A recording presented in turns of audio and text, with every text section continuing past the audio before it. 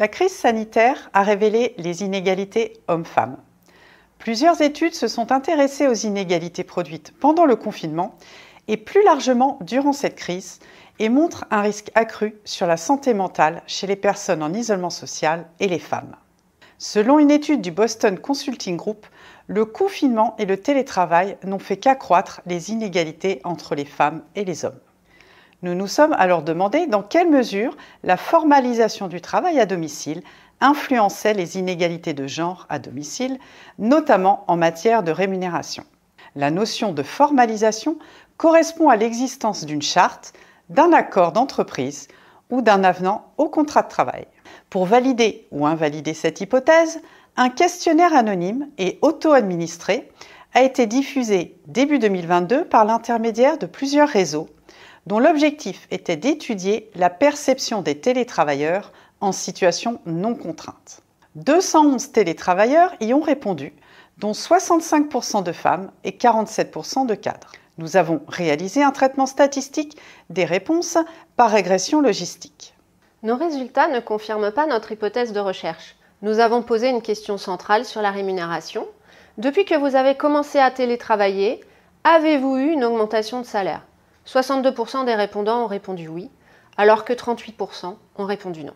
Plusieurs questions ont révélé un fort coefficient de régression avec cette question centrale.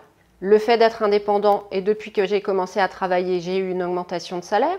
Le fait d'appartenir à une entreprise comprise entre 10 et 249 salariés a une influence négative sur le fait d'avoir une augmentation de salaire. Le fait d'appartenir à une entreprise comprise entre 250 et 4599 salariés a une influence négative sur la probabilité d'avoir eu une augmentation de salaire. Les résultats révèlent que bien que le télétravail ait été majoritairement formalisé dans les organisations où travaillent les répondants, cette formalisation directe n'a pas eu d'influence sur la rémunération et n'a donc pas produit d'inégalité de genre.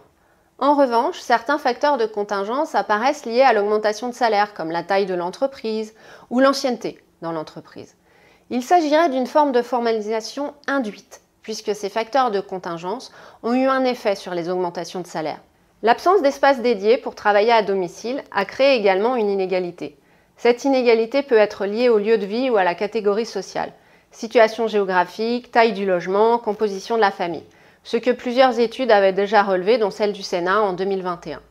Dans le cas du télétravail à domicile, la formalisation de ce mode d'organisation, par accord ou charte, permet de remédier aux carences éventuelles du contrat individuel de travail, mais ne permet cependant pas de contribuer à réduire les inégalités.